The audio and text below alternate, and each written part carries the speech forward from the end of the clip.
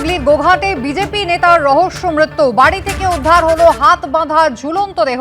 খুন করে ঝুলিয়ে দেওয়ার অভিযোগ তুলেছে মৃতের পরিবার। গোঘাটের বিজেপি সংখ্যালঘু মোর্চার মণ্ডল সভাপতি ছিলেন শেখ বাকিবুল্লাহ। আজ সকালে পরিবারের লোকেরা দোতলার বারান্দায় বাকিবুল্লাহর ঝুলন্ত দেহ দেখতে পান। বিজেপি নেতার দুটি হাত দড়ি দিয়ে সামনে জড়ো করে বাঁধা ছিল। মৃতের বাড়িতে যান পুরসুরার বিজেপি বিধায়ক বিমান ঘোষ। রাজনৈতিক কারণে বিজেপি নেতাকে খুন করা হয়েছে বলে তাঁর দাবি। সঠিক তদন্তের দাবি জানিয়েছে তৃণমূল। হুগলির গোঘাটে বিজেপি নেতা রহস্য মৃত্যু। বাড়ি থেকে উদ্ধার হয়েছে হাত বাঁধা ঝুলন্ত দেহ। খুন করে ঝুলিয়ে দেওয়ার অভিযোগ মৃতের পরিবারের। গোঘাটের বিজেপি সংখ্যালঘু মোর্চার মণ্ডল সভাপতি ছিলেন শেখ বাকিবুল্লাহ।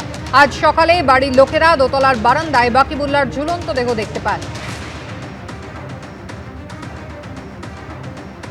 বাপন সাঁতরা আমাদের প্রতিনিধি রয়েছেন টেলিফোন লাইনে। বাপন, কি ঘটনা ঘটেছে? পরিবারের পক্ষ থেকে কি অভিযোগ? গোঘাটের সানমারি এলাকা, সেই এলাকাতেই আজ সকালেই কিন্তু ঝুলন্ত অবস্থায় বিজেপির সংখ্যালঘু সেলের মন্ডল সভাপতি শেখ বাকিবুল্লাহ, তার কিন্তু ঝুলন্ত অবস্থায় দেহ উদ্ধার হয়। শুধু ঝুলন্ত অবস্থা নয়, তার কিন্তু সামনের দিকে তার দুটি হাতকেও কিন্তু জড়ো করে বাঁধা অবস্থায় তার দেহ উদ্ধার হয়েছে। পরিবারের লোক কিন্তু সকালে উঠে দেখতে পায় যে বারান্দার দোতলাতে কিন্তু তার দেহ ঝুলন্ত অবস্থায়। তারপরে কিন্তু এলাকায় একটা চাঞ্চল্য ছড়িয়ে পড়ে, এলাকার লোকজন জড়ো হয়।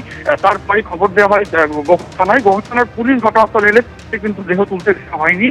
পরে বিজেপি উচ্চ নেতৃত্ব তারা যখন ঘটনাস্থলে আসে, তারপরে কিন্তু তারা দাবি করেন যে শুধুমাত্র রাজনৈতিক কারণেই কিন্তু খুন করা হয়েছে। শুধু বিজেপি নেতৃত্ব নয়, পরিবারের পক্ষ থেকেও দাবি করা হয়েছে রাজনৈতিক কারণেই খুন করা হয়েছে। যেহেতু পরিবারের ছেলে বাকিবুল্লাহ সে বিজেপির সঙ্গে যুক্ত ছিল, সেই কারণে তাকে খুন করা হয়েছে।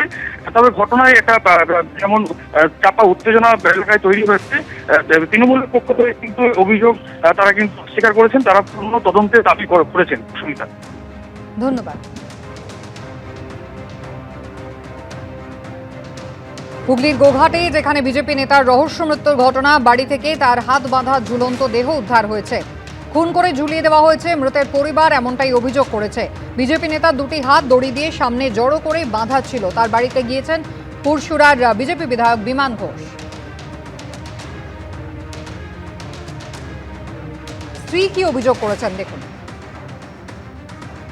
বৌমা, তুমি খেয়ে লাউছি না, তোমার ছেলে এসো খাও। বৌমাটা খেয়ে লাও না, তরকারি ঠান্ডা হয়ে যায়।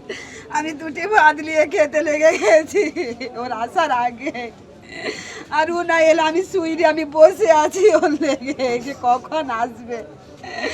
এসে দুজনে একসাথেই শুয়েছি, ফোন দেখেই যাচ্ছে। কানে হেডফোন নিয়ে আমি 20 বার বলছি তুমি ঘুমাও না, তুমি ঘুমাও না। বলছে তুমি আগে ঘুম যাও না, তারপরে আমি শুবো। আমার কখন চোখ লেগে গেছে আমি জানিনি। তারপরে বাইরে গিয়েছি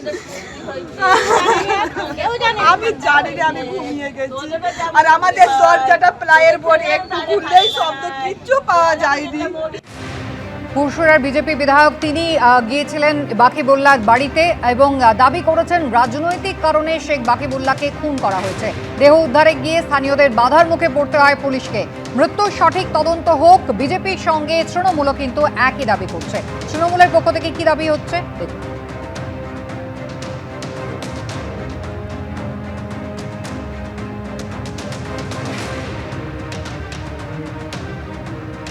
যে কোনো মৃত্যু দুঃখজনক, তার পরিবারকে আমরা সমবেদনা জানাই। তার কারণ হচ্ছে যে আমরা জানি যে আমাদের গোঘাট 1 নম্বর ব্লকের প্রত্যেকটি পরিবার, সারা বাংলার প্রত্যেকটি পরিবার মামাটি মানুষের সরকারের পরিবার এবং তৃণমূল কংগ্রেসের পরিবার। তৃণমূল কংগ্রেস সর্বদাই মানুষের পাশে থাকেন, আমরা সবসময় মানুষের বিপদে আপদে থাকি। এবার যারা এই রাজনৈতিক রং চড়ায়, এগুলো ঘৃণ্য রাজনীতি আমরা মনে করি। প্রশাসন তার যথাযোগ্য পূর্ণাঙ্গ তদন্ত করছে, ব্যবস্থা গ্রহণ করছে। প্রশাসনের প্রতি আমাদের আস্থা রয়েছে। আমরা ওই পরিবারের পাশে আমরা রয়েছি। পরিবারকে সমবেদনা জানানোর সাথে সাথে আমরা পরিবারের পাশে রয়েছি।